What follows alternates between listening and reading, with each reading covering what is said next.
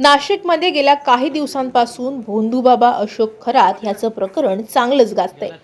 या प्रकरणी आज शिवसेना ठाकरे पक्षाच्या नेत्या सुषमा अंधारे आणि राष्ट्रवादी काँग्रेस पक्षाच्या नेत्या रुपाली ठोंबरे यांनी पोलीस आयुक्त संदीप कर्णिक यांची भेट घेतली। संदीप कर्णिक यांना निवेदन देऊन त्यांच्यासोबत सुषमा अंधारे आणि रुपाली ठोंबरे यांनी चर्चा केल्यानंतर माध्यमांशी संवाद साधलाय। आम्ही आता पोलीस आयुक्त श्री कर्णिकजी यांना भेटलो, त्यांच्याशी बोललो। माझ्यासोबत झाशीची राणी प्रतिष्ठानच्या रुपाली ठोंबरे, बिटिया फाउंडेशनच्या संगीताजी तिवारी, आमचे शिवसेना उद्धव बाळासाहेब ठाकरे पक्षाचे पदाधिकारी दत्ताजी गायकवाड, ऋषी वर्मा, आमच्या महिला पदाधिकारी स्वाती पाटील, असं आम्ही सगळेजण गेलेलो होतो।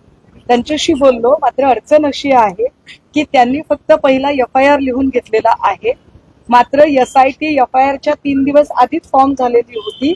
त्यामुळे त्यांचं असं म्हणणं आहे की त्यांनी त्यांच्याकडे असणारं जे काही डॉक्युमेंटेशन आहे ते डॉक्युमेंटेशन SIT कडे वर्ग केलेलं आहे आणि IO सुद्धा तिकडे केलेले आहेत सूर्यवंशीची। त्यामुळे या सगळ्या प्रकरणातली जी काही आता तपासाची गती आहे किंवा आता काय नेमकं आमची प्रश्न आहे त्याची जी उत्तरं आहेत ती सगळी SITशी चर्चा केल्यानंतर मिळू शकतात। त्यामुळे आता कदाचित मी आपल्याला इतकं काही ठोस सांगू शकणार नाही। आता प्राईम फेजला फक्त आमचं त्यांच्याशी अतिशय प्राथमिक बोलणं झालेलं आहे आणि त्या प्राथमिक बोलण्यात एवढीच गोष्ट कळलेली आहे की तपास सगळा SIT कडे वर्ग केल्यामुळे त्यांना त्याच्यावर काहीही भाष्य करता येणार नाही। सो बेटर वे की आधी SITला आम्ही जरा भेटून घेतो, बोलतो आणि मग आपल्याशी परत एकदा बोलतो। नाही, मुळामध्ये सुषमाताईंनी सांगितल्याप्रमाणे खरात ज्याच्यात आरोपी आहे तो गुन्हा नाशिक शहरने दाखल केलेला असून तातडीने तो तपास SIT कडे गेलेला आहे। आम्ही मागणी केलेली आहे, म्हणजे झाशीची राणी प्रतिष्ठानच्या वतीने मी मागणी केलेली आहे की राज्य महिला आयोगाच्या अध्यक्षा यांना तात्काळ आपण अटक केली पाहिजे। त्यांचा सातत्याने शिर्डीमध्ये आणि आर्वीमध्ये जो काही खरात आणि त्या इतरांवर गुन्हा दाखल केला तो गुन्हा दाखल करण्यासाठीची पुष्टी किंवा तो गुन्हा दाखल करण्याचा दबाव रुपाली चाकणकर ज्या माजी राज्य महिला आयोग अध्यक्ष त्यांनी केला होता। त्याच्यानंतर त्यांचा या शहर पोलिसांनी जो गुन्हा दाखल केलाय त्याच्यामध्ये सातत्याने आपल्याला दिसतंय की महिलांना तिथे पाठवणे म्हणजे एवढी भयानक गोष्ट आहे की राज्य महिला आयोगाकडे आलेल्या पीडिता जेव्हा त्यांचं समुपदेशन होतं त्यावेळेला ते समुपदेशन होत असताना तुम्ही तुमच्या पत्रिकेतले ग्रह चेक करून बघा, असे असे बाबा आहेत असा करून ते प्रकरण वर्ग केलं जात होतं।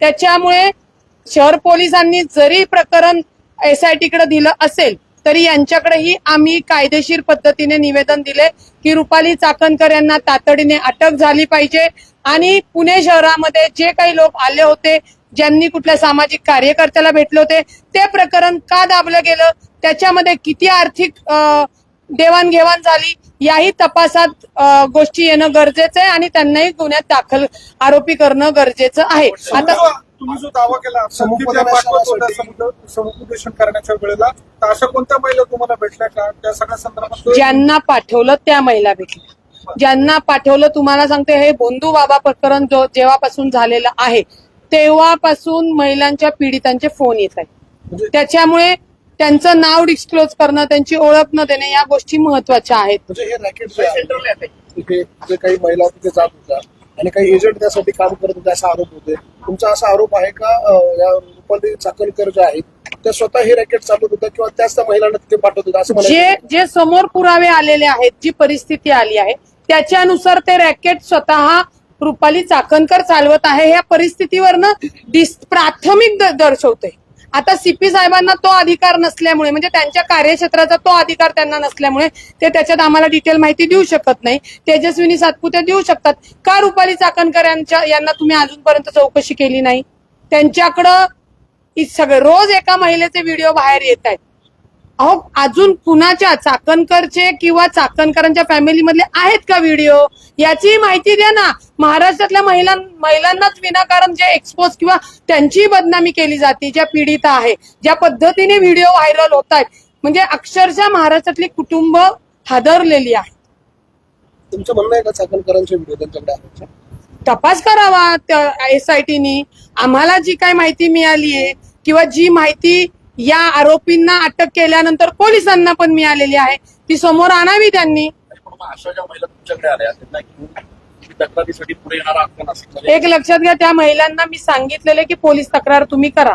ज्यांना मूल होत नाही ती जे महिला तिथं गेलेल्या आहेत आता त्यांना मूल झालेले आणि आता त्यांचे नवरे हे जे काही बंधू प्रकार समोर आलेला आहे त्याच्यावरनं पार घराचा कौटुंबिक वाद विकोपाला गेले आणि डीएनए टेस्टला गेले.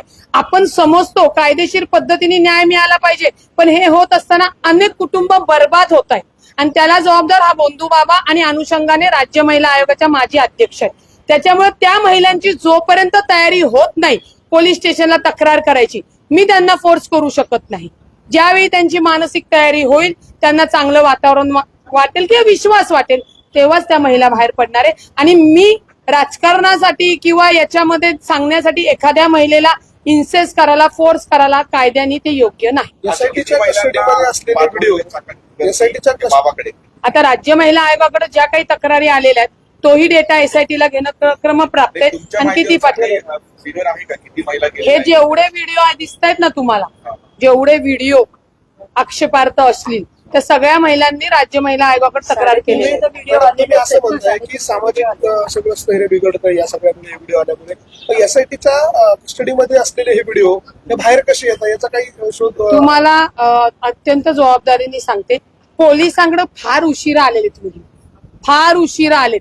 आधीच तो जो कोणी खरा त्याला ब्लॅकमेल करणारा माणूस आहे ऑलरेडी सोशल मीडियावर इतर महाराष्ट्रामध्ये एक पेनड्राईव्ह नाही अनेक पेनड्राईव्ह सगळीकडे पोहोचलेले आहेत.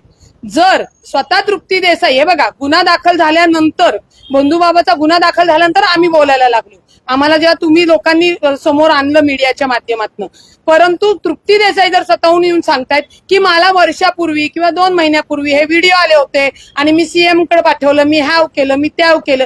जर त्याच वेळी एफआयआर झाली असती तर दिवसाला 2 आपण बघू अशा 150 महिला अत्याचारापासून वाचल्या असत्या. ती एफआयआर का नाही झाली? कारण का तिथे अत्यंत मोठ्या प्रमाणात तोडपाणी झाली आणि ती तोडपाणी सुद्धा चाकणकर यांनी केलेली आहे. म्हणजे संविधानिक पदावर बसून आरोपीला वाचवणे, आरोपीच्या संगनमताने ते रॅकेट चालवणे, याच्यात त्या प्रमुख सह आरोपी कायद्याने होतात, कायद्याने. त्याच्यामुळे त्यांना अटक करून पुढचा तपास करणं गरजेचं. आपण म्हणतोय तोडपाणी झाली, नेमकं काय झालं? म्हणजे तृप्ती देसाई ऐका ना, चाकणकरांच्या हाते नेमकं काय थोडंसं हे जे प्रकरणात ज्या सामील आहेत रुपाली चाकणकर त्यांनी ही तोडपाणी केली की खरातावर गुन्हा दाखल होऊ नये, ते प्रकरण उघडीस येऊ नये. ज्यांच्याकडे हे व्हिडिओ गेले त्यांच्यासोबत आर्थिक उलाढालाची तोडपाणी करण्यात आली. साधा सिंपल विषय. आणि तो किती कोट्यांमध्ये आहे ते एसआयटीनी त्याचा तपास करून आपल्या समोर ठेवावं.